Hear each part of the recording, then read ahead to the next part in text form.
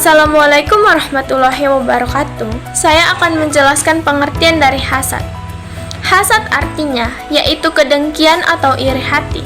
Iri hati atau dengki adalah rasa benci ketika melihat orang lain diberikan atau diberkahi kenikmatan oleh Allah Subhanahu wa taala. Contohnya, ketika teman memiliki prestasi yang lebih tinggi dari kita tidak akan senang melihatnya. Kemudian, berhati-hatilah pada rasa iri, karena itu dapat menggiring kita untuk melakukan perbuatan berhasad seperti menggunjing, memfitnah orang tersebut sampai kita merasakan kepuasan tersendiri jika orang yang difitnah itu dicela oleh orang lain. Orang yang memiliki sifat hasad telah menentang Allah Subhanahu wa taala.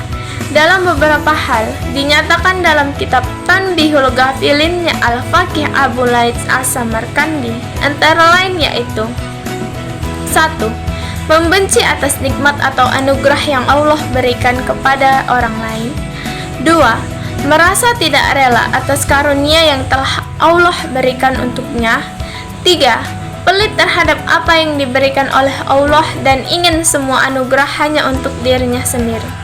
Jika ada orang lain mendapatkannya, diharapkan di bawah derajat darinya.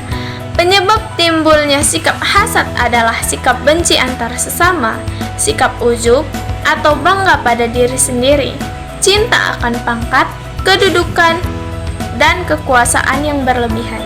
Sekian, terima kasih. Bahaya hasad.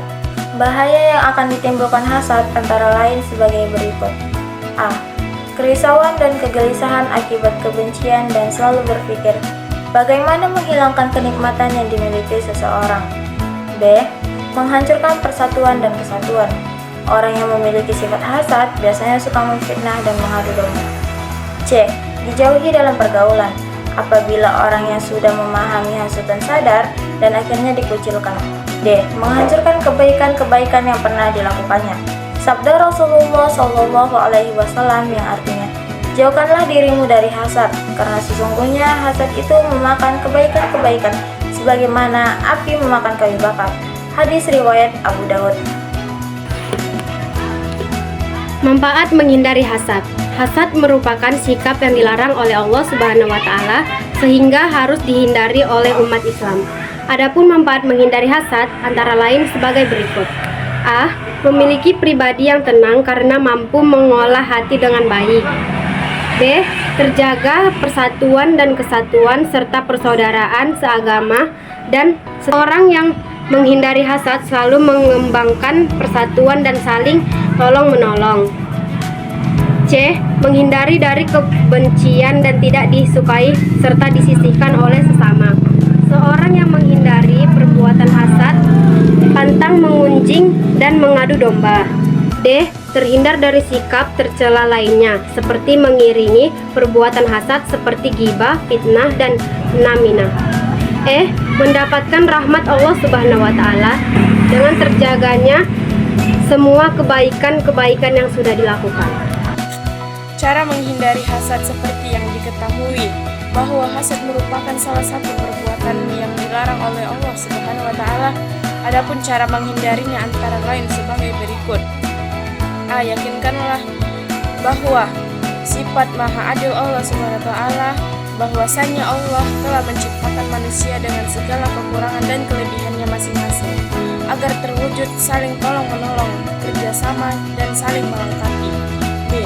Sadari sepenuhnya bahwa perbuatan hasad hanya akan mendatangkan kehinaan, kerugian, dan kesengsaraan, bahkan menghilangkan amal perbuatan baik kita. C. Kembangkan sikap waras asih dengan selalu membantu orang yang membutuhkan. Assalamualaikum semuanya. Di sini saya ingin menyampaikan 5 contoh perilaku menghindari hasad. 1. Terbiasa memberikan ucapan selamat kepada teman yang sedang bahagia.